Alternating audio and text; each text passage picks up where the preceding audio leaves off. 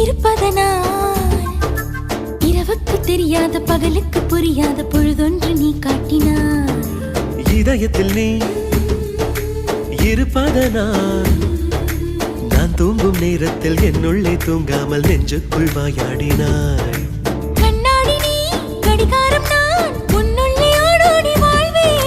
காதல் எனும் கடுதாசி நீ என்றென்றும் அன்புடன் நான்